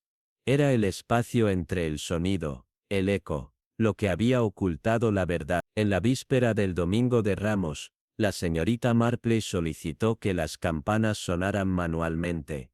El primer timbre sonó claro. El segundo, momentos después, no produjo un tono, sino un eco frágil, y luego desde la torre, un ruido sordo. Detrás de la campana, encajada en la cavidad donde el badajo se encontraba con el yugo, había una caja. Dentro, el diario de Edwin Mallory carbonizado en los bordes. Un pasaje permanecía intacto. Dijo que la confesión podía ser silencio. Pero he escuchado la segunda campana. ¿Me reconoce a mí? La señorita Marple compartió sus hallazgos con la sacristía. En silencio, firmemente, habló de culpa, de absolución musical, de lo que se oculta en la tradición. El reverendo Brandt renunció. Las campanas fueron restauradas. El nombre de Mallory no se inscribió en una lápida, sino en un himno recién compuesto por Miriam. No cantaba de penitencia, sino de liberación. Y el eco que una vez se demoró, cayó finalmente. En silencio, la señorita Marple recibió la carta en una mañana cuando la niebla se acurrucaba alrededor de los rosales, por lo que sintió de inmediato el silencio galvanizante debajo de sus palabras. No había firma, solo la pista de que algo no dicho había regresado. Por la tarde, se encontraba en Silverley, un pueblo donde ni las puertas ni la tradición habían cambiado en una generación. La iglesia, un edificio bajo de piedra desgastada, se alzaba en el centro como un recuerdo que nadie deseaba volver a evocar. Fue recibida por el reverendo Purcell, con las manos temblando apenas. La condujo hasta el arco del presbiterio, donde yacía desechada una estola clerical bordada. Su patrón le resultó familiar, no los hilos plateados habituales, sino una cresta conocida, alterada con las iniciales de alguien. LOL, tan sutilmente que solo un ojo entrenado podría percibir el cambio. La señorita Marple volteó la tela entre sus manos, reconociendo el cambio, no como accidente, sino como señal. En el Evensong, el canto congregacional vaciló, no por mal entrenamiento, sino por interrupción del espíritu. Un coro, pálido y con los ojos muy abiertos, se deslizó desde la primera fila. Cuando ella lo siguió, notó huellas húmedas que conducían detrás de la pantalla del órgano. Allí, escondida bajo un piso suelto, había una sola página de detituras, marcada, confiesa, antes de que la campana suene 3 veces, sin fecha, sin nombre, solo el trazo urgente y un leve aroma a humo de velas. Esa noche, escuchó el tenue eco de las campanas, no desde la torre, sino desde debajo de las tablas del piso. Al presionar su oído contra la madera, escuchó el gemido melódico de un niño, rápido, hueco. En la tranquilidad que siguió, sintió que la resolución se reunía a su alrededor. Se había tomado una decisión. Hacía mucho no perdonar, sino enterrar. Y todo en Silverley conspiraba para mantenerlo así. A la mañana siguiente, en la sacristía de la iglesia, la señorita Marple descubrió un libro de sacristía con páginas eliminadas, de forma muy deliberada. Una débil impronta persistía. L. Conoce a. Debajo de esa tenue escritura, los márgenes del libro mayor contenían un garabato, las mismas iniciales vestidas en la estola. El reverendo Purcell tragó saliva con dificultad. Era familia, susurró. Sangre y deber. Pensó que confesar era suficiente, pero la confesión, la señorita Marple sabía, nunca es suficiente, sin iluminación. Visitó al corista asistente, una nueva contratación, cuyo nombre coincidía con las iniciales del pergamino. Era amable, sereno, ansioso por catalogar himnarios centenarios, pero ella lo vio mirar. Cuando habló de la página faltante, él parpadeó, no con sorpresa, sino con reconocimiento. Un parpadeo del viejo miedo, que el pasado no era seguro simplemente porque permanecía en silencio. Al amparo de la niebla, la señorita Marpley despejó la nave. Ella y el reverendo Purcell levantaron la misma tabla donde había escuchado las campanas. Debajo, encontraron una pequeña lata, en su interior, un fragmento de esa estola bordada, y una nota quemada en los bordes. Él vaciló, y aún así no tenía voz. La edad y la culpa habían conspirado allí, así como un aislamiento deliberado. Ella convocó a la sacristía en silencio. Esa tarde, habló suavemente de cosas pesadas, de un coro obligado a cargar más que notas, de una estola alterada para soportar un linaje falso, de las páginas del libro mayor arrancadas para ocultar el escándalo, y del silencio del coro convertido en sacramento. Expuso sus hallazgos, la estola, la nota, la lata, una por una. No levantó la voz, no lo necesitaba. Cuando terminó, nadie habló. La sala de la sacristía olía débilmente a incienso, y a decisiones pasadas. Finalmente, el reverendo Purcell,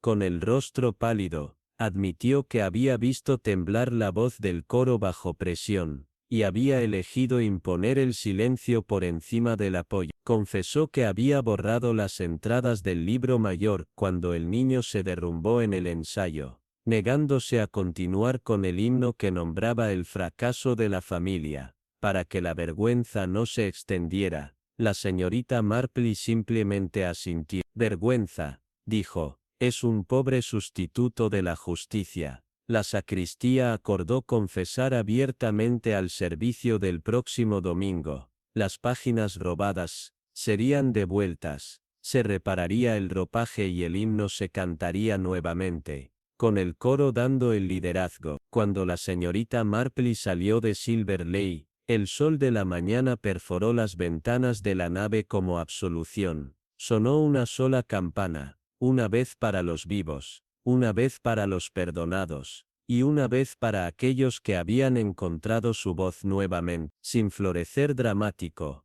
sin trompeta, pero con armonía restaurada. La señorita Marpley pisó debajo del dosel de los antiguos tejos, mientras la lluvia tambaleaba contra las baldosas de la capilla de East. Ella había recibido una solicitud del reverendo Hell, cuya carta hablaba de una vela encendida en la víspera de Todos los Santos, pero nunca quemada. Dentro encontró la fuente de latón sosteniendo un solo cono, ennegrecido pero intacto. Ni mecha ni cera llevaban signos de llama. La ironía de una vela que se negó a quemarse llamó su atención tácita. En el servicio de vísperas, las voces del coro temblaban con algo más profundo que el miedo escénico, una tristeza innombrable. La señorita Marpley notó al niño más joven, Samuel Cross, su cuello húmedo con sudor, manos apretando el himnario como si fuera una súplica. Después del servicio,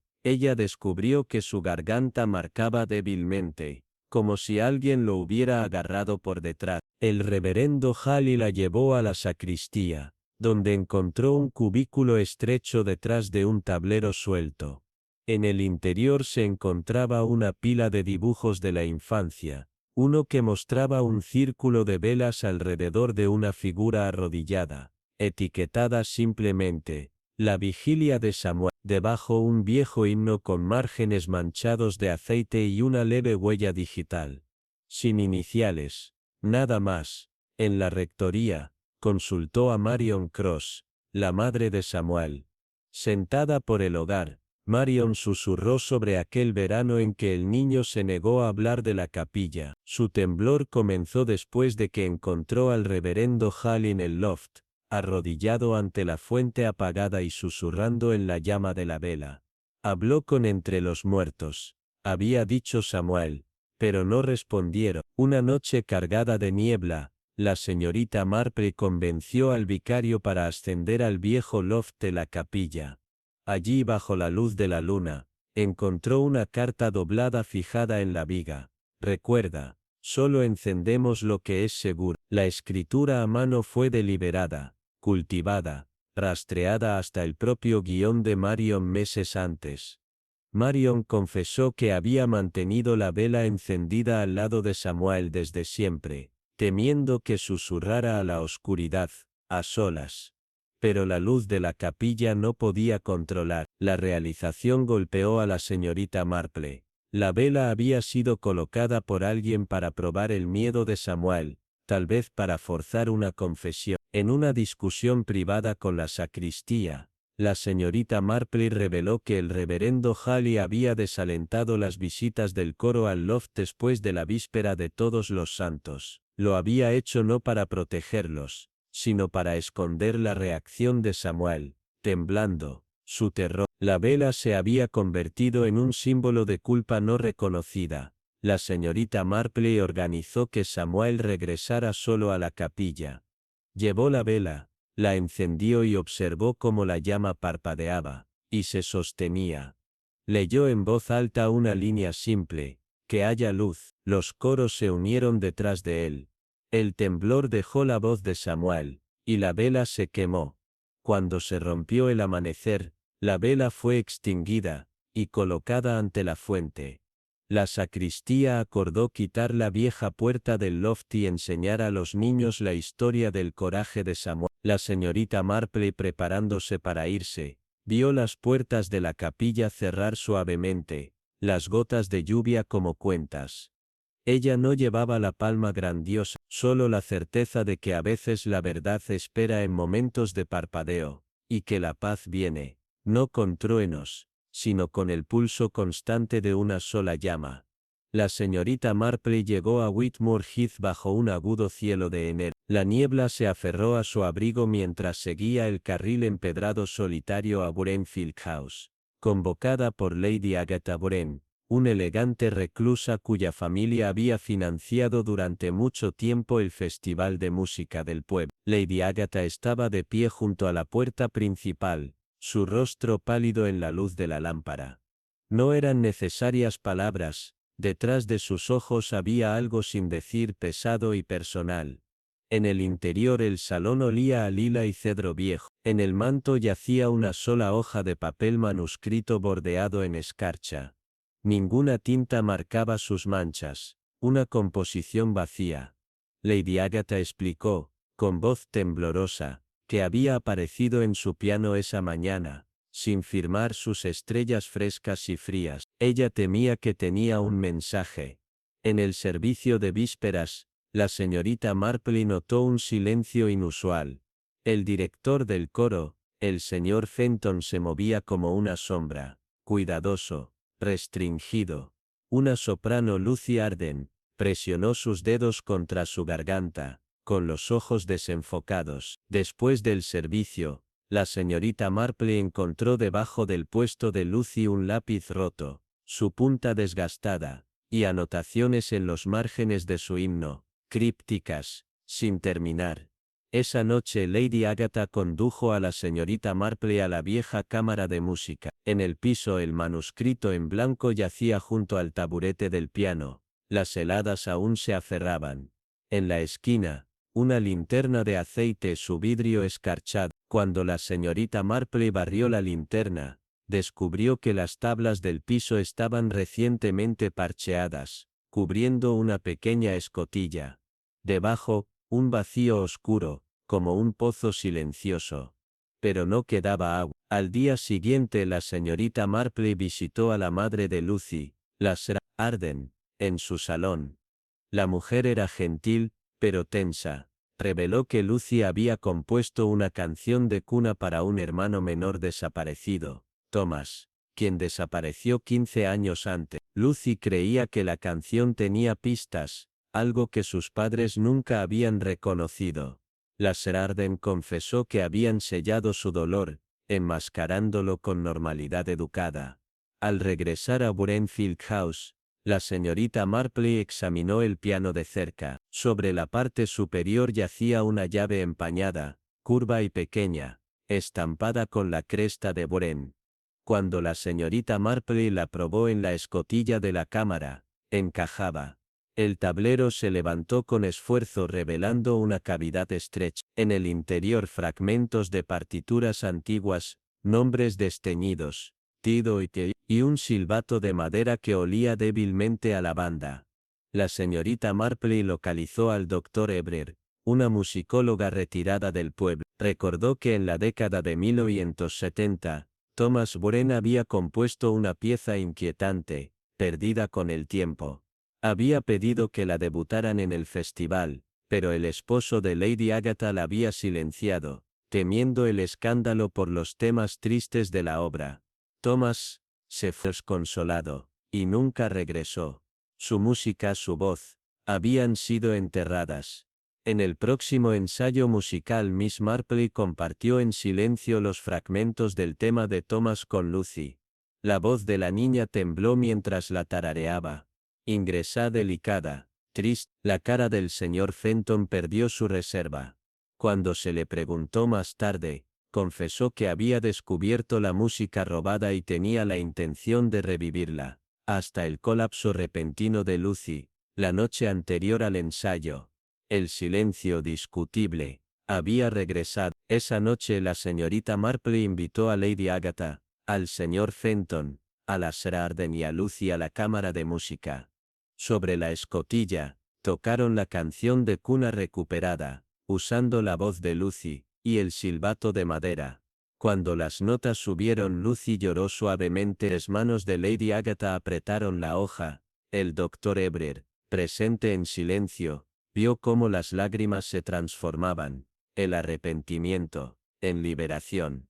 Cuando el acorde final tembló en silencio, el silencio ya no fue cómplice. Se reconcilió. La señorita Marple organizó que la canción de cuna de Thomas Wayne se interpretara en el Festival del Pueblo, bajo un nuevo título, For the Lost. Lady Agatha inscribió su nombre en el programa. El señor Fenton enseñó al coro la pieza, con todo respetuosamente. Lucy se recuperó y cantó el final con voz pura. La audiencia aprendió, a través de la melodía, lo que las palabras habían fallado por tanto tiempo. Después del festival, la señorita Marple caminó por los terrenos de Brainfield House, vio a Lady Agatha colocar una sola vela en la escotilla de la cámara de música, la encendió. El brillo se filtró a través de las grietas, iluminando la cámara desde adentro. La señorita Marple abordó en silencio su carruaje, llevando el silbato de madera como un recuerdo. En el aire del amanecer, pensó en la canción de cuna de Thomas, hablaba de recuerdo, sin olvidar. Y en ese recuerdo, allí encontró gracia. Comenzó con un sobre pálido, arrugado y sin firmar. Llegó una mañana llena de niebla transportado en los pliegues de un diario de jardinería dirigido a la señorita Jane Marple. Ella conocía la mano, aunque carecía de un nombre. Agnes Layton, una vez alumna en la Academia de East Bourne, ahora la renuente amante de Hawthorne Valley, una mansión tan llena de silencio que incluso la hiedra crecía con cautela. La carta tenía pocas palabras. Hay un olor a ceniza, señorita Marple. Pero los incendios son fríos. Hawthorne Vale estaba encorvado contra el páramo como un niño regañado, sus chimeneas, largas, latentes, sus ventanas llorando con niebla. Agnes conoció a la señorita Marple en el umbral, delgada como una sombra, la voz vacilante, habló del extraño aroma, lavanda quemada, y de los sueños que agitaban el nombre de su difunto esposo, aunque había sido enterrado 2 años. En el salón, una marca de hollín se extendía desde el hogar hacia arriba, aunque la rejilla no se había encendido en meses. En la biblioteca, la señorita Marple encontró una esquina quemada de un manuscrito, encajada entre volúmenes sobre música eclesiástica. Walter, el lacayo de la casa, pálido y rígido, confesó que había visto a alguien en los jardines a altas horas de la noche, un hombre con túnica clerical, pero no pudo encontrar huellas al amanecer. Dijo que Agnes había comenzado a sonambular nuevamente, murmurando nombres no hablados desde el funeral. Esa tarde, un petirrojo voló al pasillo, golpeó la ventana, y cayó. En sus plumas, un rastro de ceniza. En el estudio, debajo de una vieja alfombra, la señorita Marple descubrió tablas de piso deformadas. Levantándolas suavemente, halló una caja de lata envuelta en himnarios y forrada con lino. En el interior, un vial de tinta sellado sólido y seco, un crucifijo de latón y un paquete de páginas atadas con cinta de seda. La tinta en la primera página decía, Litany for the Lost, en una caligrafía que no pertenecía ni a Agnes, ni a su difunto esposo, sino a alguien una vez exiliado de la parroquia bajo escándalo. La señorita Marple visitó la vicaría. El nuevo reverendo, el joven señor Eltham, sabía poco del pasado del vale, pero aceptó dejarla ver los archivos de la iglesia. Allí, descubrió un registro parroquial rayado con marcas de cuchillo, el nombre, Elias Kidd, una vez maestro del coro, despedido en silencio, su crimen, nunca enumerado, pero junto al registro desgarrado, oculto en la columna vertebral de un libro de contabilidad, encontró un aviso de funeral, sin fecha, sin rendición, por un niño llamado David Bly. Esa noche, Agnes le dijo la verdad. Años atrás, había habido un incidente. Su esposo, Jonathan, encontró a Elias rezando por un niño en la cripta de la capilla, rodeado de la luz de las velas y las cenizas. El niño desapareció al día siguiente. La investigación fue silenciada. Jonathan quemó el libro mayor. Elias desapareció. Pero el aroma de la lavanda del pergamino ardiente había regresado. La señorita Marple se quedó la noche en el vale. El viento lloró a través de los aleros. A la medianoche, escuchó el bajo tañido de una campana, una que ya no estaba en uso. Después del sonido, descendió a la bóveda de la capilla. Allí, a la luz hueca de su linterna, yacía ceniza fresca. Y en la ceniza, impresiones de botas, no de Agnes, no de Walter, pero recientes, anchas y deliberadas. Las siguió hasta la cripta, donde yacía la tumba de David Bly, vacía. A la mañana siguiente, la señorita Marple reunió a la casa. Habló claramente. El hombre que Walter había visto no era un fantasma. Elias Kidd había regresado, no por venganza, sino para restaurar la letanía negada. No había dañado al niño. David Bly ha muerto de enfermedad, escondido para preservar el orgullo de la iglesia. Elias lo enterró. En una canción, Jonathan Litton lo desterró por vergüenza, pero Elias regresaba cada año, en el cumpleaños del niño, para cantar su requiem, y poner cenizas de lavanda. Agnes, con las manos temblando, admitió que lo había sabido, pero no había hecho nada. El silencio de su esposo había infectado la casa, al personal, el mismo aire. La señorita Marple no ofreció juicio, solo la verdad. Esa noche, sonó la vieja campana de la capilla. Elias Kidd, demacrado y gris, estaba de pie junto a la fuente. Cantó. Una vez más, nadie lo detuvo. A la mañana siguiente, la ceniza se había ido. El hogar, una vez frío, ahora brillaba suavemente. La señorita Marple empacó su labor de punto y dejó atrás Hawthorne. En el carruaje, consideró la diferencia entre silencio y paz. El silencio se esconde, la paz revela. Y al nombrar a los olvidados, se reavivó una llama, una no de culpa, sino de memoria.